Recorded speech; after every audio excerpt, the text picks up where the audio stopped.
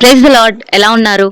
కోపం గురించి మనం మాట్లాడుతూ ఉన్నాం కదా. మనం ఎందుకు కోపపడకూడదు ఒక విషయం తెలుసుకుందామా?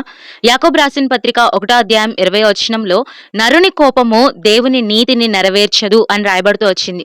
మనిషి తన భావోద్రేకాల్ని బట్టి, తన ఇష్టాన్ని బట్టి, ఒకవేళ తను అనుకున్నది అక్కడ జరగకపోతే తను కోప్పడతాడు కదండి. మనిషి తను నష్టపోతుంటే కోప్పడతాడు. ఒకవేళ ఇతరులు నష్టపోతుంటే కోప్పడతాడో లేదో తెలియదు, కానీ తను నష్టపోతుంటే మాత్రము ఖచ్చితంగా కోప్పడతాడు.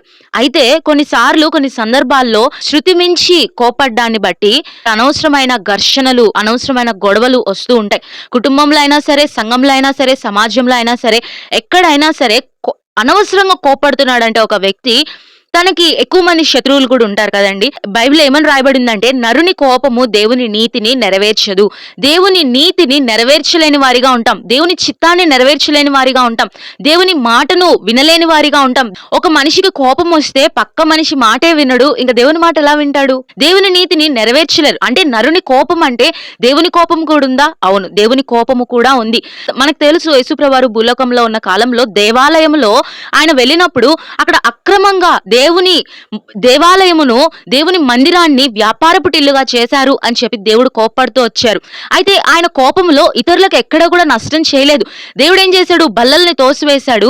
కానీ పావురాలు అమ్మేవారితో ఏమన్నాడంటే, ఈ పావురాలు ఇక్కడ నుంచి తీసుకుని వెళ్ళండి అన్నాడు. ఎందుకంటే పావురాల్ని విడిచిపెడితే అవి మరలా రావు.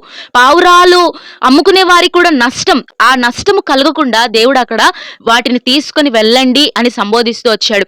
కాబట్టి దేవుని కోపంలో ఆలోచన ఉంటుంది. దేవుని కోపము ఎప్పుడు కూడా దేవుని మందిరం గురించి, దేవుని సంఘము గురించి, దేవుని సంఘంలో జరుగుతున్న అక్రమాల గురించి, దేవుని సంఘములో అనవసరమైన కార్యముల గురించి, దేవుని సంఘములో జరుగుతున్న అనవసరమైన కార్యముల గురించి దేవుని కోపం ఉంటది. కానీ నరుని కోపం అయితే తన అవసరత గురించి ఉంటది. కాబట్టి నరుని కోపము దేవుని నీతిని నెరవేర్చదు. అంటే ఎక్కువ కోపపడకుండా దేవుడు మనకు సహాయం చేయను గాక. ఆయన రాకడ కొరకై సిద్ధపడదాం. Praise the lord.